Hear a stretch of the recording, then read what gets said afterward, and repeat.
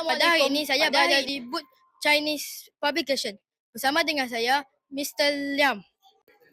Mr. Liam, boleh Mr. Liam bagi tahu mengenai booth ini?